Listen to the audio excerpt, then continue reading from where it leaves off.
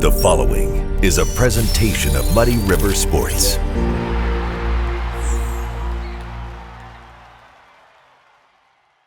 Welcome to another episode of Schuck on a Truck, brought to you by Shottenkirk Toyota, and we are talking football. It is time to get ready for the fall. A week from now, Quincy University football team will be here at QU Stadium practicing, which is why we're hanging out on the tailgate with Quincy University football coach Jason Killday. Thanks, bud. Thanks for having me. It's time. Yeah, it's here. We got a little bit of time left, but it's here. You still have a few things to get ironed out before day one hits. Correct. But we made it through the summer. Unfortunately, I didn't get to spend much time with you this spring, but you made it through the spring. Yep. And now it's time to get back to business. Right. So it's time for fall camp, and it's all football all the time. What are you looking forward to most when football camp begins? What gets you excited? Just that in general. Fall camp is spring ball and fall camp are my two favorite times of the year. Throughout the entire calendar of a football season, is fall camp is just football. From 6:30 in the morning till 9:30 at night, and it's meetings. It's the ability to teach a little bit more during that segment, to get your team together, be around your guys, be around football pretty much all day is kind of the best part for me. No distractions. No distractions. Obviously once you get closer to game one, once you get through fall camp, then they've got to worry about classes and some of those other things that college student athletes have to do. Things come up. Yeah. So obviously coming up, I believe August 5th is your first full squad workout. Yep. When everybody will be here. But your guys have been working out throughout the summer on their own. Correct. How impressed have you been with the commitment from your guys? It's been really good. We've been north of 50 guys pretty much the whole summer, give or take 10 either way, depending on vacation or whatever they may have going. But their commitment's been really good. The work they put in has been impressive. I've been very impressed with our strength and conditioning. Good. Coach Taylor Say, he does a great job in that realm. Really good energy, very organized. Our guys have appreciated that. Yeah. And I think we're building better football players, not just getting stronger and in better shape, but building better athletes in there. And obviously had success last fall. How much does that carry over in terms of enthusiasm and energy from your guys? Well, there's a little bit of a foundation there of belief of, hopefully you have success early. Right. Hey, we're doing some good things, we're doing the right things. So to continue to build on that, at least we've been through one path together. Yeah. And there's, again, a little bit of success there. What can we improve on? What do we need to do better? Mm-hmm. What can we continue to do well? Is one piece of it. And then the next thing is, last year is over. Just because you had success last year doesn't guarantee you're gonna do anything well this year. So you got to continue to pay rent on that daily. Last year's success doesn't guarantee you anything this year. And you've got guys to replace. A lot. Yeah. So but that's part of the process. You may get a guy who's a starter for 2, 3, sometimes 4 years if you get lucky, but eventually they do graduate. Right. It's a perpetual state of change, and not just here at QU, but across college football. I think we're all in the same boat of managing your roster to the best you can with the given landscape, and trying to plug holes or making sure you focus on not so much what you don't have, maximizing what you do have. Yeah. How much more comfortable are you now in year 2? Depends on the day. I feel a lot better now than I did 12 months ago at this time. Gotcha. But it's always, you're always learning, you're always tweaking, trying to be a little bit better than you were than you were yesterday. Mm-hmm. Or trying not to make the same mistakes we made last year. And then you gotta take some analysis to it of, hey, it might have been a great idea, we just didn't execute it properly. Okay. Whatever it could be, fall camp. We had a discussion yesterday for an hour of how best to get our guys to lift in between practice and meetings, and ice baths, and is it enough time, and continuing to tweak to where we're staying busy, but we're not overstressing throughout the entire piece of that fall camp. What was the biggest lesson you learned in your first full year as a head coach? Patience. Yeah. Patience. I want things done a particular way pretty quickly. Yeah. And it's just not the world we live in. And sometimes, and especially with 18, 19, 20-year-olds. 18 to 19, 20-year-olds. They're no different than my 5-year-old and 3-year-old. It's sometimes, patience and just understanding, hey, it may be a big deal right now, but in the grand scheme of things, it's not going to affect winning or losing. Yeah. You know, so keep the main thing the main thing. This little problem right now shouldn't derail the entire week. Makes sense. You know, so have a little patience with it. Understand the sun's going to come up tomorrow. Yep. And you'll get right back to work.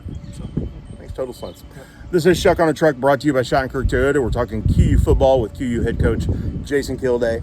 Last year we saw in those stands right behind us some really good crowds. Mm-hmm. Did you ever take a moment on game day to just kind of glance back there and see how big the crowd was? No. Okay. I wish I had. Well, and you never know because you're so wrapped up in what's going on the field. I don't know if you ever do that. No, I didn't. You know, I think I saw, Josh Raby had sent out a tweet after the first game of a picture of the sideline of the stands. Yeah. And it was full. Yes. It was good to see. Karen Kemner, who does game ops for us, she constantly said, "Man, these crowds are big." Yep. And Brad Hoyt, coming over from basketball just to check things out. Yeah. Continually reinforced, man, you got some big crowds. The stands are full.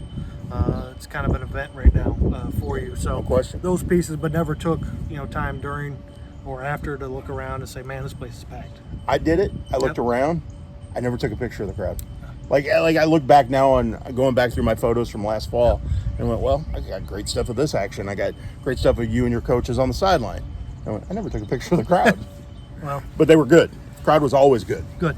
And that's, again, we want to make it an event. We want it to be the place to be on a Saturday or Thursday night for the opener. And hopefully, again, we're putting on a good product that people can enjoy. Yeah. It's a clean game of football. We're well coached. We're disciplined. We're playing with good effort. If you do that, I think Quincy's going to support you. You've done a nice job, at least in this last recruiting cycle, of getting local kids interested in QU football. You have some local kids who have come back, who have been here in the program for a few years. How important is that piece of connecting with the local community? And I don't mean just Quincy. How important is connecting with the community? Well, for me, I mean, the piece of that is, I never wanted QU to be a last chance or, I had to go there. Yeah. I want it to be a destination. I come to a game, I see the crowd. Right. I see the environment we're playing in. I see the product on the field as a high school senior and or a parent. And I want to be involved in that. Yeah, no question. We treat kids the right way. We're trying to graduate. We're trying to win football games. And how can we bridge the gap to help you get to where you got to be? Because not everybody's the same. So we're in the foxhole with you to help you get those goals. So hopefully that translates on game day in a very small window sample size, if you will. I think it does. And you have guys and parents that say, "Yep, I want to be a part of that. I like what they're doing there. I like how they interact with people."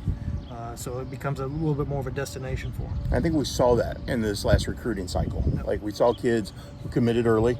We saw kids who waited to see what was out there, to see what your product was going to look like, and then went, "I want to be a part of that." And I think that will progress. Year one, you just never know how people are going to react. Right. Well, now they have a baseline to look at. And as it progresses, I think more and more people are going to want to be in these stands. Yeah, and that's the goal, not just from local players, but also the community. If you don't have anything else going on Saturday afternoon, come on out, check it out. Especially when the weather's nice. It's a great place to be. It's a great setup. It is. Okay, so obviously we're in front of the press box, in front of the stands right now. On game day, do you have a say in what music gets played? Oh, yeah. So are we going to hear some Eric Church? Without a question. Okay, good. At least 5 Eric Church songs. Good. Yeah, so, yes. Okay, just making sure. You've converted me. You knew it took some time. You knew I liked him, but I wasn't all in. Yeah, it took some time. It takes time for most people. And then, so top 5 for you. Well, I think my number one. My favorite song of his all time. Yep. Hell of a View. Yeah. Top 5. I sent them to you last night. Now I'm trying to. I had so many I went through. It's a new fan. Give him some time, ladies and gentlemen. So Round Here I really like. Yep. Some of it I hadn't really heard that, and then I played it. Hands of Time I really like. Good one. That's a good one. It's a jam. A lot of people will point to Springsteen Talladega. Kind of an anthem. Yeah. Yeah, kind of those.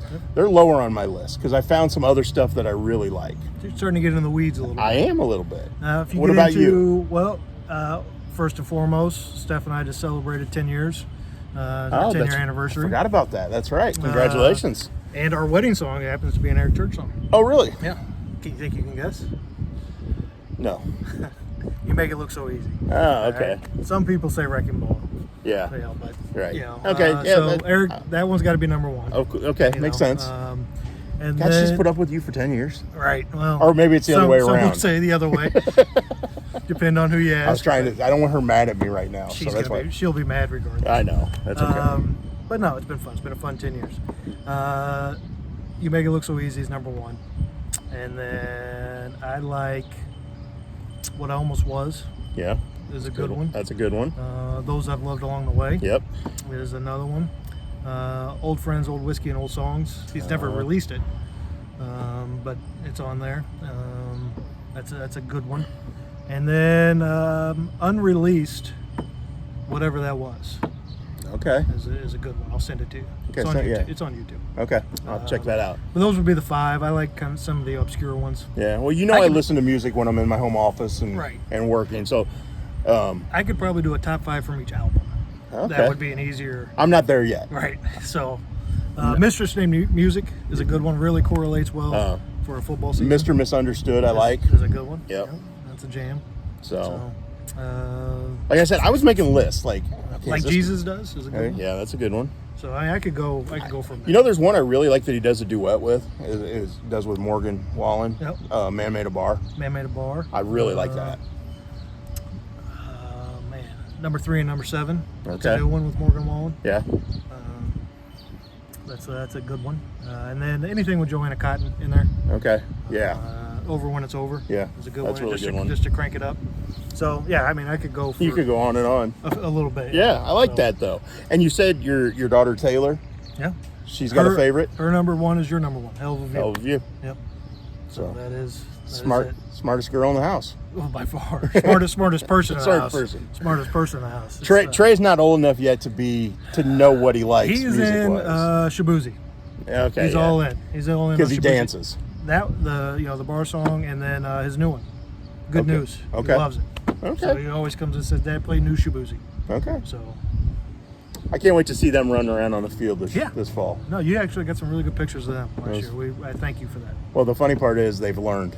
If I've got my camera out, Yeah, they're it's fun. Again, they get that from their mom. The smart side of it. Yeah. So I know you've got a lot of things on your mind when it comes to football. Yeah, we can laugh about that. But when it gets to day one and you're walking out here at whatever time you get out here that morning, can you take a moment on that day and just go, okay, football's back. I can enjoy this. Yeah, one of my favorite things to do on game day is I groom the field early in the morning. Right. And that's a moment. It's kind of like mowing the yard. And nobody else is out here. Nobody's. Sometimes Karen is. Yeah, they're getting some stuff ready, but yeah, that's a moment just to. At that point, the story's already written. So the stress of that needs to go away. Yeah. Just enjoy it and be about the kids and. Again, it's the time to compete now. Let's go have some fun. Let's see what we got and. Hopefully we come out on top. If we don't, let's figure out why and what can we do differently. There's two things I enjoyed last year about every game day. Was watching your kids run over to you before the game to give you a good luck hug. Yep. And then it didn't matter what happened on the field to them afterward. No. They came down and played and wanted to see you and whoever and just ran around and played. And it was like, that's the future. Right. If they love being out here, hopefully more kids. And I know you've had kids camps this summer. Right. And you had great turnouts. Another one Friday, by the way. Yeah. So, so again, and I'll be here Friday night for that. So I think people need to see that. People need to see that the kids are enjoying this. Yeah, no, they're Taylor and Trey are all in as long as they get to ride the Gator, post game or pre game. Yeah, that's a big deal. But they love coming out, running around on the field, and just being a part of it. So it's almost time. Yeah, it's coming. I'm looking forward to it. Me too. It's good to be here. It's good to be back. So let's do it. Let's have some fun this fall. There you go. That's the plan. That's right. Yep. Awesome. Winning, you know what's fun? What's that? Winning. There you go. There you go. And you had fun doing that last fall. Good luck doing that this year. Appreciate you. Appreciate you taking time to do this. Yeah, no problem. We'll see you Anytime. here soon. Soon. So, right here. For Jason Killday, I'm Matt Schuckman. This has been another episode of Schuck on a Truck, brought to you by Shottenkirk Toyota. Muddy River Sports. Our home, our sports.